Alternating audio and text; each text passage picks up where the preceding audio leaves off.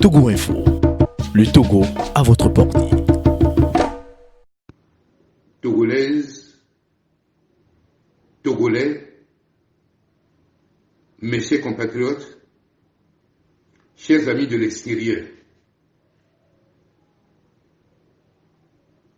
le 22 février 2020, de façon écrasante, au vu et au su du monde entier, vous avez réaffirmé sans embâche votre ardent désir de rupture et d'alternance politique au Togo, en portant massivement vos suffrages sur ma modeste personne. Je saisis cette opportunité pour vous exprimer une fois encore mes sentiments de gratitude pour cet honneur fait à votre serviteur. Malgré le caractère massif de ce choix, malgré sa portée divine, il est recusé violemment, dans une défiance totale de la volonté populaire et de l'ordre cosmique, par les forces conservatrices qui déshumanisent et ridiculisent sans cesse notre peuple.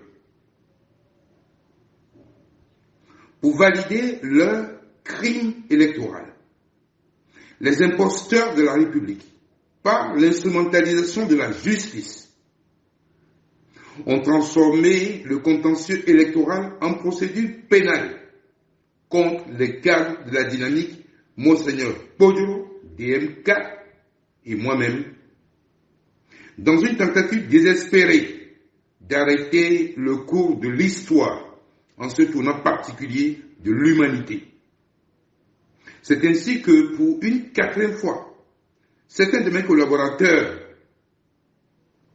comme moi-même, sont cités à comparaître devant le doyen des juges d'instruction du tribunal de première instance de Lomé le vendredi 10 juillet 2020 à 9h.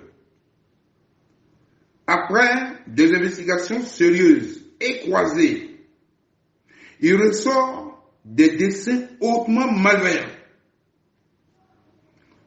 seraient planifiés contre ma personne dans le cadre de cette convocation, dont l'ultime but est de m'éliminer par tous les moyens pour permettre à l'inénarrable putiste de jouir du pouvoir d'État usurpé.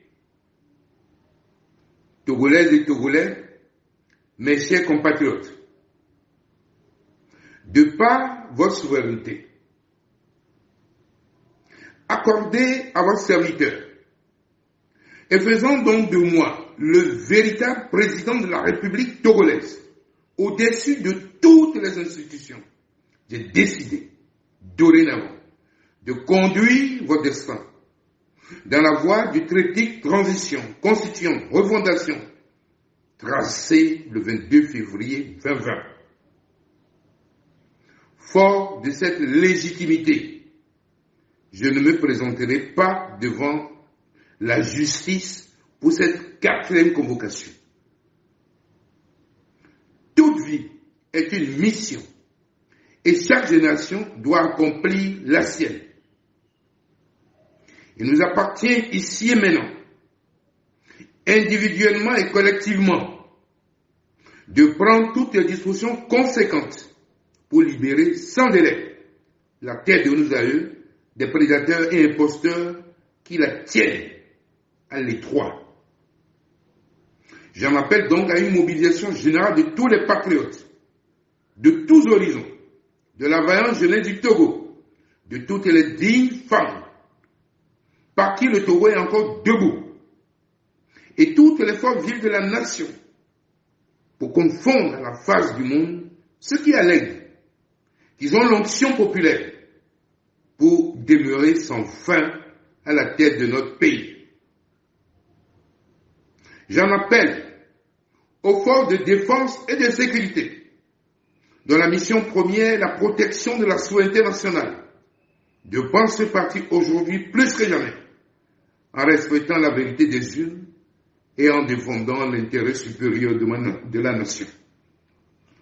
en ma qualité de président démocratiquement élu du Togo, je tiens à rassurer la nation tout entière que la libération nationale ne se fait pas contre personne, mais vise plutôt notre libération individuelle et collective du joug du mal, des ténèbres et de la haine. Ensemble, dans l'amour, restaurons la République et ouvrons le chemin de l'espérance et de la prospérité partagée pour tous. Vive le Togo libre et démocratique, et que Dieu bénisse ses enfants, les sentinelles de la terre, les sentinelles de la terre de nos aïeux.